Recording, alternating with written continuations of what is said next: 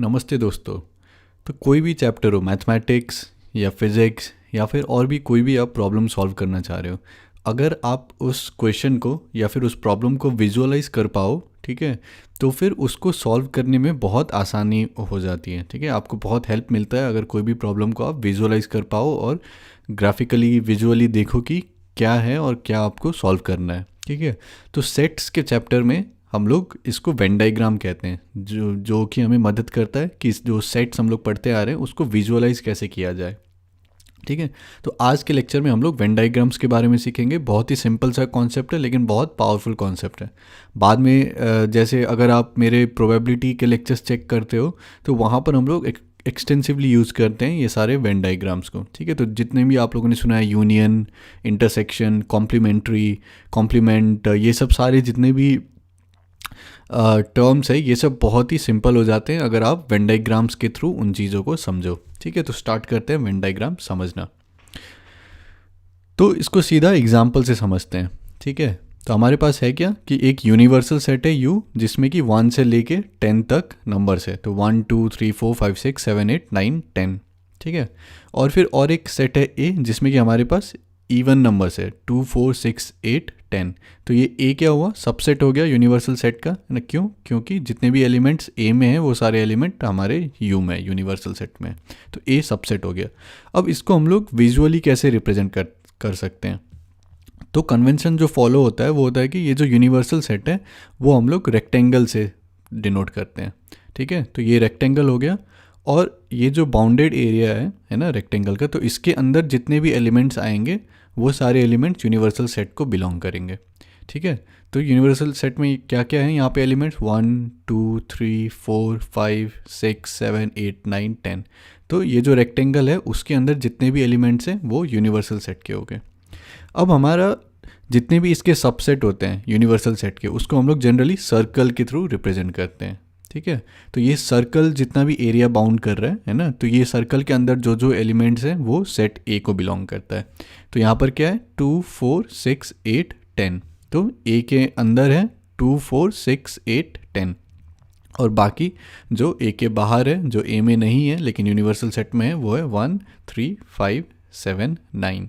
ठीक है, तो एसेंशियली यही है वेन डायग्राम का कॉन्सेप्ट, कि आप यूनिवर्सल सेट को रेक्टेंगल से रिप्रेजेंट करो, फिर जितने भी सबसेट होते हैं उसको सर्कल से। ठीक है, और जो भी सर्कल है या फिर जो भी रेक्टेंगल है उसके अंदर जो भी एलिमेंट्स हैं वो उस सेट को बिलोंग करता है। ठीक है, तो एसेंशियली वही है, इसी को अब बस प्रैक्टिस करते जाना है, नया नया एग्जाम्पल देखना है और फिर और क्लियर होते जाएगा। तो एक फिर से एग्जाम्पल देखते हैं। यहाँ पर है यूनिवर्सल सेट 1 2 3 4 5 6 7 8 9 10। ठीक है, फिर हमारा A जो है वो इवन नंबर्स है, इसमें 2 4 6 8 10। तो A एक सबसेट है ये U का, यूनिवर्सल सेट का। फिर B एक सेट है जिसमें कि हम लोग बस 4 और 6 को ले रहे हैं, है ना। तो इसके बस दो एलिमेंट्स है 4 एंड 6।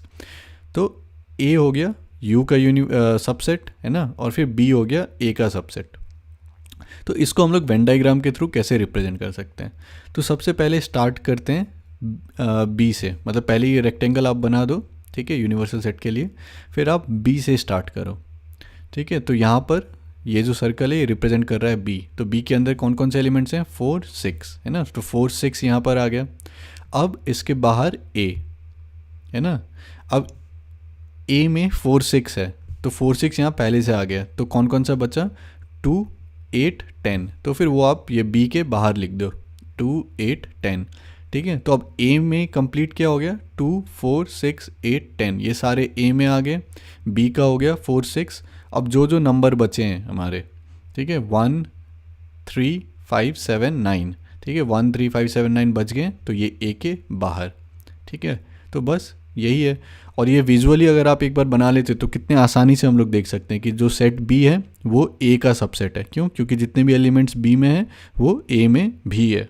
ठीक है, फिर बी यूनिवर्सल सेट का सबसेट है। ठीक है, फिर से सेम लॉजिक कि जितने एलिमेंट बी में हैं वो सारे यूनिवर्सल सेट में है। फिर आपका ए जो है वो यूनिवर्सल सेट का सबसेट है। ठीक है, तो काफ़ी आसान है। इसी को अलग अलग तरीके से फिर हम लोग और आगे बढ़ेंगे कि यूनियन क्या होता है, इंटरसेक्शन क्या होता है। ठीक है, तो अब हम लोग जो नेक्स्ट करेंगे वो है ऑपरेशंस ऑन सेट्स।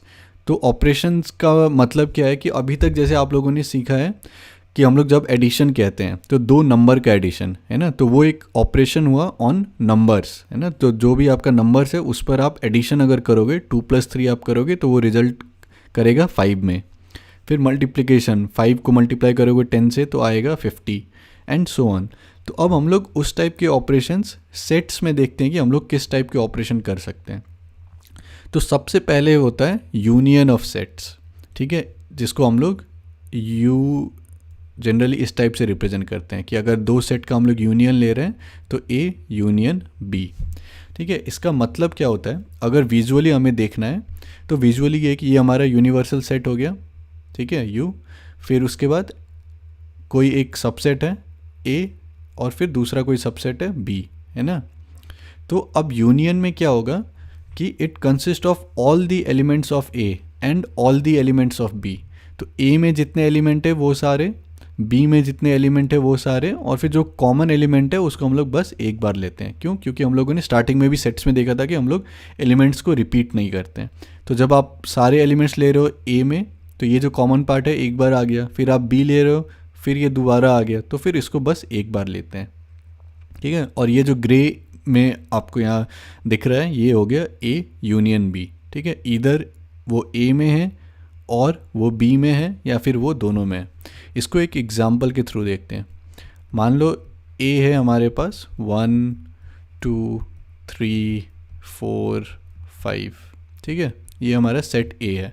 और फिर हमारा सेट बी है, मान लीजिए उसमें एलिमेंट्स हैं 2,7, ठीक है। इसको हम लोग कैसे रिप्रेजेंट करेंगे, सबसे पहले दोनों में जो कॉमन है उससे लिखते हैं। तो 2 इसमें भी है, ए में भी है, बी में भी है, तो यहाँ बीच में 2 लिख देते हैं, मतलब कि ये दोनों को बिलोंग करता है।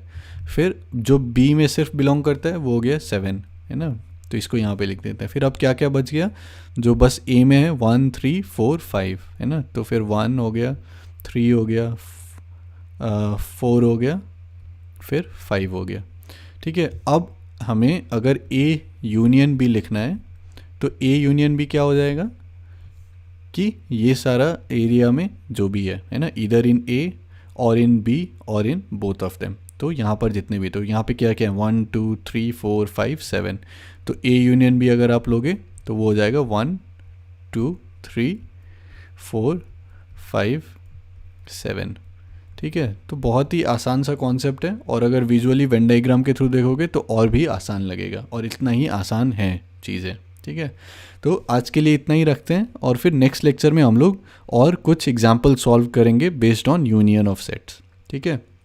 तो अगर कुछ भी डाउट अगर अभी लग रहा है आपको तो कमेंट्स में लिख दीजिए, लेकिन काफ़ी सिंपल कॉन्सेप्ट है और इतना ही सिंपल है सेट्स। अगर आप यूज़ करते जाओगे वेन डायग्राम्स को तो कोई भी क्वेश्चन मुश्किल नहीं लगेगा, ठीक है। तो धन्यवाद और फिर मिलते हैं नेक्स्ट लेक्चर में।